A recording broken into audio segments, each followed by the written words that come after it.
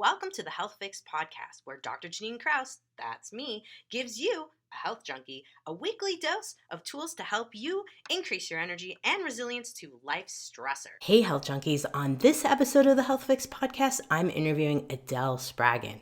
Now, she is going to be talking all about brain patterning and how to rewire your brain. Now, you might be thinking, Doc, we've done a lot of these types of podcasts. Yes, but Adele is different because she's talking about why diving deep into your childhood for answers to your brain patterns isn't always useful. So she's got a different twist on this. She's really talking about how to shift your brain. And in fact, she's got a book, Shift 4 Steps to Personal Empowerment. We're going to be talking all about that book. But what's curious about this podcast is that she really talks about the steps you can take to change how you think, but also change who you are. Because a lot of us will go through patterns where we'll try to change how we eat, we'll try to change how we work out and our lifestyle and habits and things, and then we might do well for a while, but then we relapse. Why is that? Because we haven't really changed who we are. We really have to get to a point where we change our brain rewiring by changing who we are. So, very interesting podcast. Let's get you introduced to Adele. Okay, health junkies, welcome to another episode of the Health Fix. On this episode, as I mentioned, I'm interviewing Adele Spraggan, and we are talking about her book, Shift, 4 Steps to Personal Empowerment. And we're going to be talking all about brain patterns and how our brain patterns can help us to be nice, happy, and healthy, but they can also help us to get into these negative looping patterns that we don't necessarily like. So, Adele, welcome to the Health Fix podcast. Thanks, Janine. Happy to be here. So we've got a lot to talk about. And as we mentioned before we got started today, I was talking about how this group that listens to the podcast is all about trying to improve their health, but also looking for ways to improve their mental health. And sometimes we find ourselves in these patterns where we just keep repeating the same thing over and over again, and it can keep us pretty down. And I'm sure you found that to be one of the main core things that folks do over and over again. Yep, absolutely. Patterns will repeat the same behaviors, whether we want them to or not. Frankly, it doesn't really matter what our desire is. If we have a brain pattern in our brain that is not working, it just wants to keep taking that familiar action over and over again. Because, Janine, I'm going to say something surprising, to the pattern, that familiarity is safe. So the pattern doesn't really matter whether it works or not. It's the safety that it's looking for. And the safety is taking the action that it took yesterday. This is kind of that survival technique that our body is just kind of ingrained in us or imprinted in us, for that matter, from birth. The interesting thing about the human brain is we're not born with patterning. We pretty much have to create our patterns from birth. And, how I like to explain it to people is the easiest way to think about your brain is think of it as an iceberg. So at the top of the water are all of those actions that people take and behaviors and beliefs. So we're going to put everything that you do, everything that you feel, everything that you think at the top of the iceberg. Under the water is where the brain patterns lie. So as I like to say, under every action you take, there is a brain pattern that is taking that action. And if we can remember that, then it's like, oh, okay, is that pattern working for me? Is it driving an action that I wanted to take? And if the answer is no, then the opportunity is to remove the pattern, not to try and change the action. Is that making sense? I can give you an example of that if that doesn't make sense. It makes perfect sense, but I always like examples because, a lot of times in my practice as a naturopathic doctor, what I'll find is we'll try to have someone eat healthy and we'll try to help them to lose weight, but a lot of times we just don't get there. And, it's like the practitioner feels like they, like myself, I feel like I've failed the patient. The patient feels like, they've messed up somehow or they're a failure somehow because they can't seem to get those patterns that they need to create to eat healthy foods or to reduce food intake or things of that nature. So it makes perfect sense. But I would love to hear your example. Yeah, that's a brilliant example because most people know what is required to eat healthy. right? And then they get to 5, 6 o'clock at night for most people. And it's like, oh, forget all that I know. It's going out the window. I'm going to eat whatever the pattern tells me to eat. And we end up beating ourselves up. I mean, I got a brilliant example in the book of this.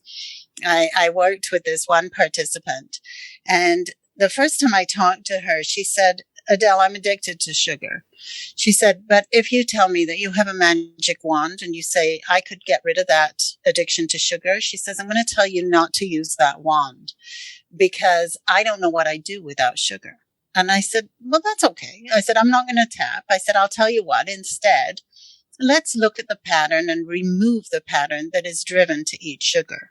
So, her history was one in which she had sugar everywhere. She had candy hidden in all the drawers in her house, in her office. If she was going to eat breakfast, it was going to be a donut. It was going to be something sugary. She never went a day without sugar. Dessert was her primary focus. So, all I did, and one of the things that she used to do, Janine, which was absolutely fascinating, is every time she went to the grocery store, she compulsively went down the candy aisle. She couldn't prevent herself from going down the candy aisle.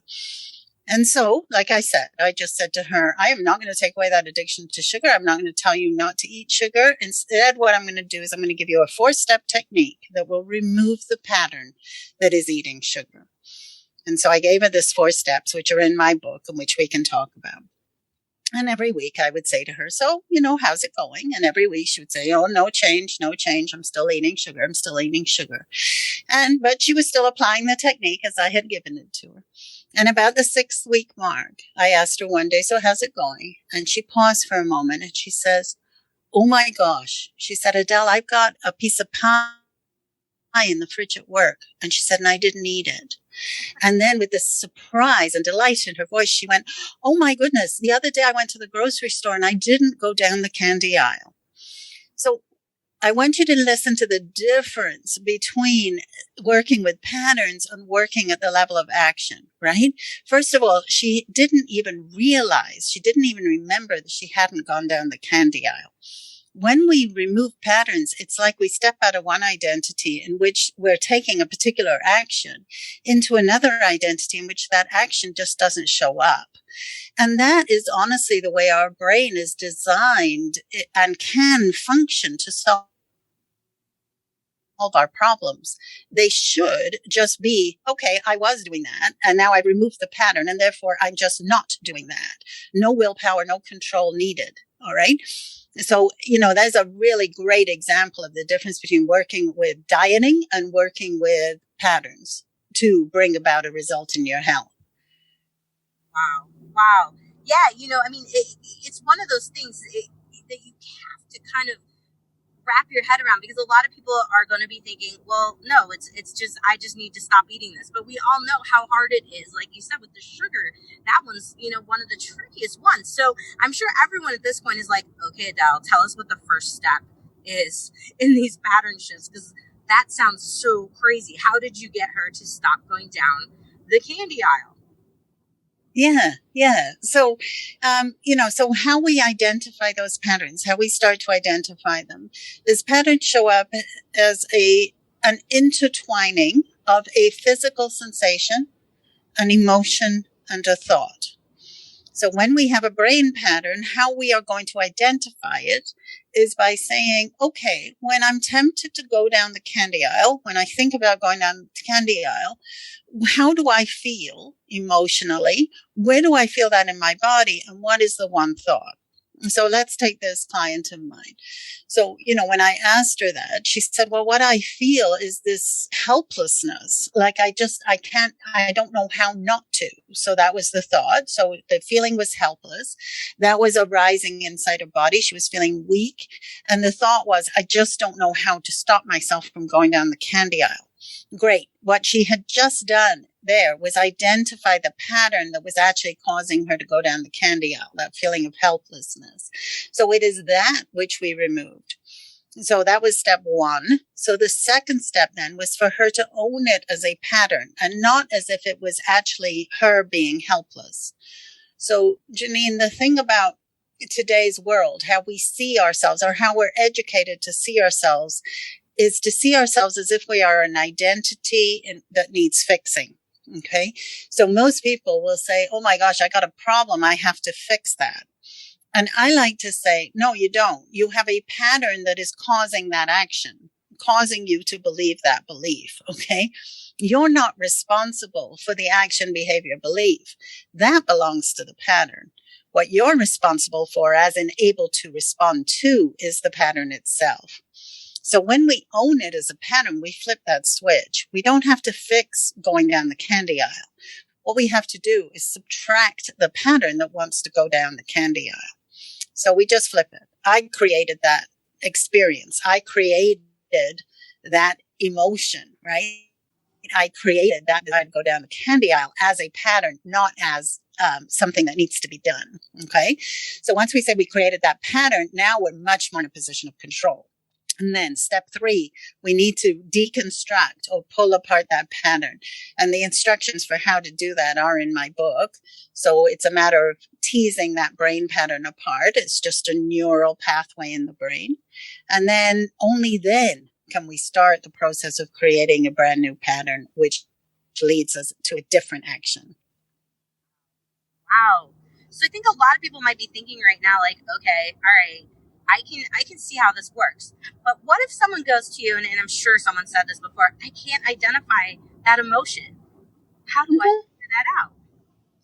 Yeah, that's very common. We're not encouraged in today's world to actually be connected to our bodies. We're encouraged to control them. And probably many of your clients are faced with this. So there's a slight distrust that all of us, or most people in the world today, have when it comes to our body. We don't really trust that we can, we don't trust its messages very much. Let's face facts, right? So especially people who are struggling with food issues, it's like, oh my gosh, if I let my body eat whatever it wants, I'm just going to eat everything, right? Well, the reason for that is because there's a disconnect between mind and body. And it also shows up in an inability to experience our emotions. So first things first, I promise every person on this line that your body is still feeling emotions. It is the mind that is unaware of those emotions or slightly cut off from those emotions. So it's a matter of training the mind again to connect back to the body, to be in communication with it, and to just lean in and listen. I have what are called pattern identification cards, which people use who have that issue if they can't identify an emotion. And they're these wonderful little cards that you just flip through. And it lists all the emotions. And as the person is trying to identify their emotion, they will have a flavor of it. They'll say, okay, I'm feeling something along the feeling of anger, but I'm not sure what that is.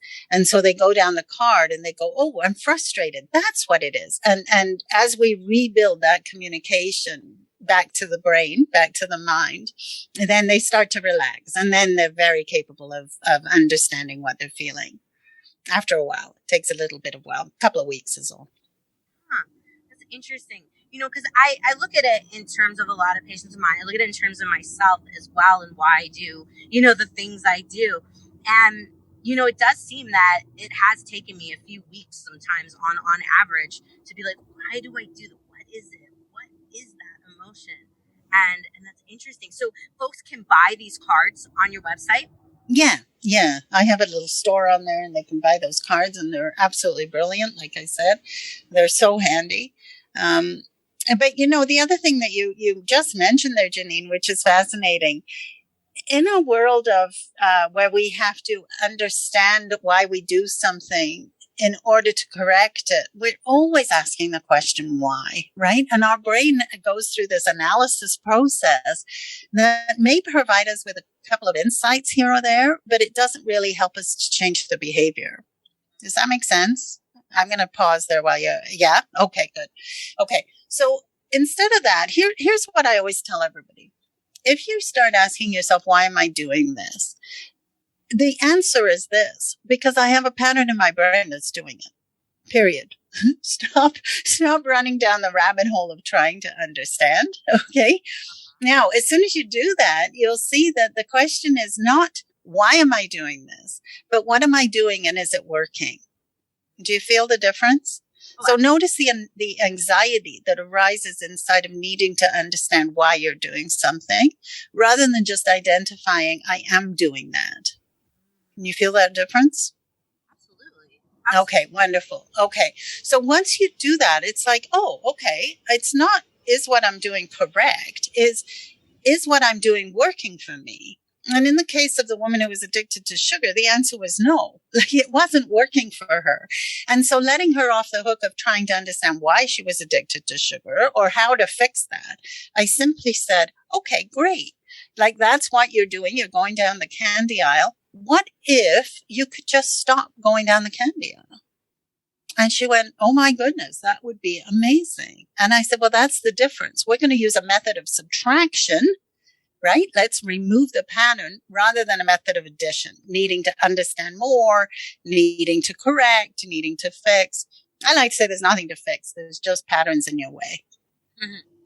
No, I like that, because I think a lot of us do go into everything thinking, you know, like you had already mentioned, that there's something wrong with us. We have to fix ourselves. We have to fix all these different things. But what if it's just some adjustments, like adjusting the pattern? Exactly. What if instead of that, we just gently remove the pattern? Boom, you just no longer take that action. Then you wouldn't be asking the question why after that. There's nothing to ask them about. Well, and that's an interesting point that you bring, because I think a lot of other folks right now that are in the behavioral space are really into exploring why and getting to the root of, you know, is it a childhood, you know, ACE, meaning adverse childhood event, triggering this? Is it this? But it's kind of like, who cares? Let's just fix, you know, I mean, here we are to fix word again, but let's just correct the pattern. Yeah. So one of the things that I faced, Janine, is before I understood brain patterning and my brain the way I understand it today, is I was in a lot of personal development programs, tons of them. Okay. If there was one out there, I was trying to fix myself using it. And one of the things that people always used to say to me, coaches, therapists, it didn't matter, was, well, what's the originating incident, Adele? What happened in your childhood? Well, Janine, I'm somebody who just doesn't have that many memories of my childhood. I just don't remember that much. And so now I had two problems. I had the problem I was facing, and I had the problem of not being able to identify what had caused it, right? So now my brain was scrambling around with both of these issues. So when I came to know and understand my brain from the perspective of patterns, it was such a relief for me. It was like, oh, thank goodness I don't have to understand what happened. Now, if somebody on this line does understand or does have a memory which continues to impact them, that too is a pattern that can be removed or repatterned. Okay. So it's not that I'm saying you shouldn't look at your past. I'm just saying that for those people who don't remember that originating incident, that's okay. The pattern is arising here now. All you have to do is know what's happening now and deal with that. That's refreshing, because I'm also one of those people that doesn't remember much of my childhood and why I do the things I do. So no, this is great. This is great. It takes a little bit of a relief for folks like us. It's like, okay, all right. Whew, yeah. Let's go down that rabbit hole. Yes, exactly. And it is a rabbit hole, right? I mean, I watch people scramble down that rabbit hole trying to understand why. And why, the answer to why provides you great insights, but it never really at the heart changes the issue, right? Insights are cheap, I like to say.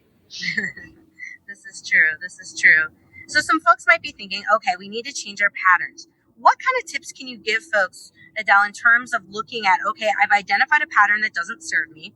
Now I need to change it, and I need to start to get that new rewiring going.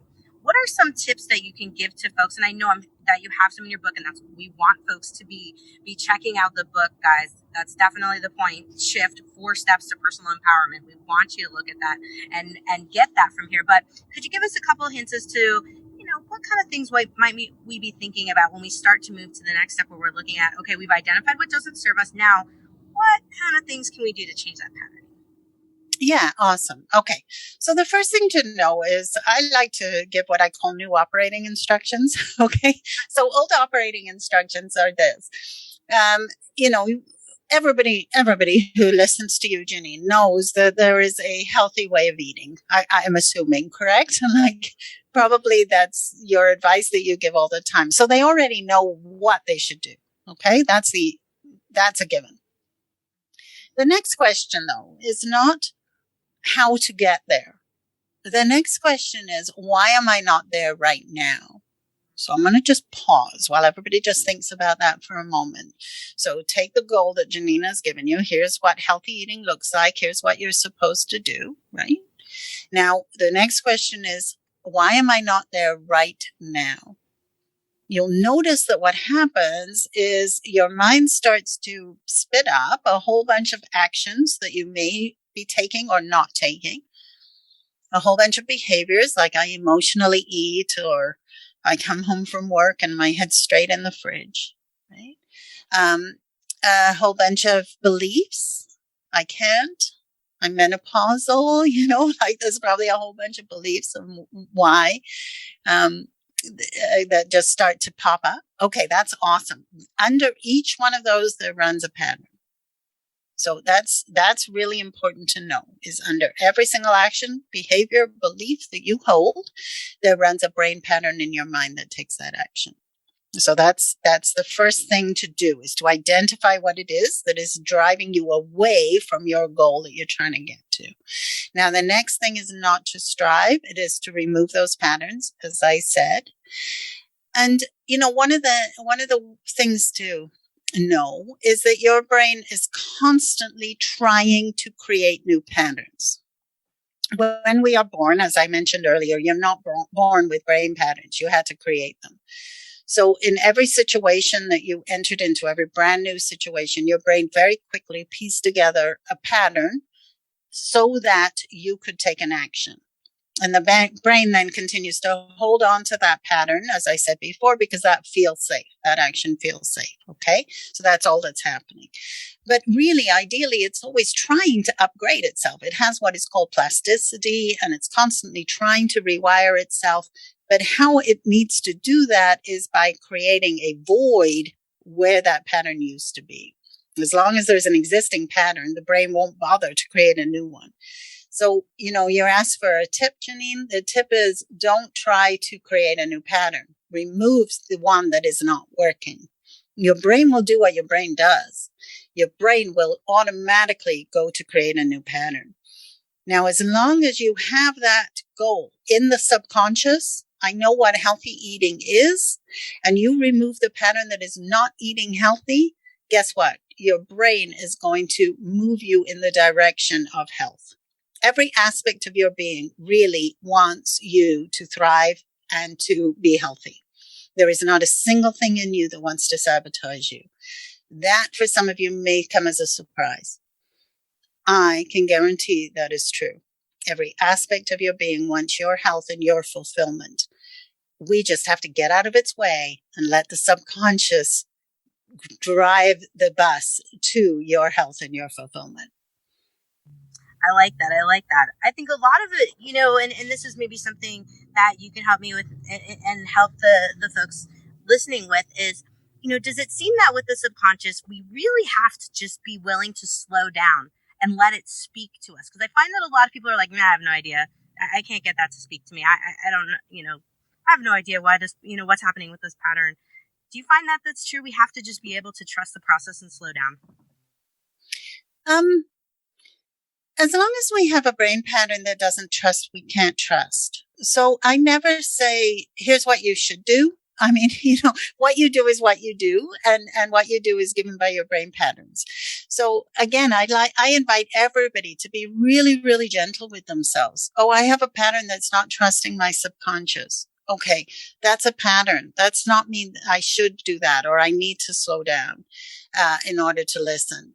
All we're going to do is remove the pattern that's not listening, that's not slowing down. Okay, so it's a little bit of a different method.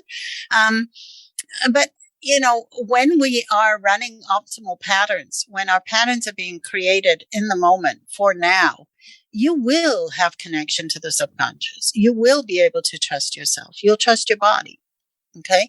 I repatterned a pattern for drinking. I was well, I'll just say it. I was probably an alcoholic. If somebody looked at how much I drank, I would drink every day. I would drink at least a bottle a day. They would say, yeah, Adele, you're an alcoholic. I just simply removed the pattern that wanted red wine. I now trust myself. You could put a bottle of red wine in front of me and I wouldn't be tempted in the slightest to drink it. It's not like I'm controlling or trying not to drink. That's because, as I said, once you're running optimal patterns, that connection to self, that body's desire to thrive and to be healthy, it's just natural. It's just built right into you. Oh, wow. Wow. No, that's really cool. I think a lot of people, even myself, I definitely have some patterns. I'm like, oh, if I could just sit there and not be tempted by something, that would be incredible. I think red wine or bottles of wine, for that matter, for a lot of people that are listening right now, might be, one of their things, right? Something that they're looking to try to change a pattern on. Mm-hmm. And much of eating and drinking and things like that, you're made to feel ashamed, right? So most people, there's an element of shame you'll notice when you think about, well, I should be doing this and I'm not, or I shouldn't be doing this and I am. That experience of shame that we are made to feel when we are eating and drinking in this environment, that also can be repatterned so that you can have this gentle relationship with yourself where if something is not working for you, you don't have to change it by feeling ashamed. That's how we're forced to try and change something.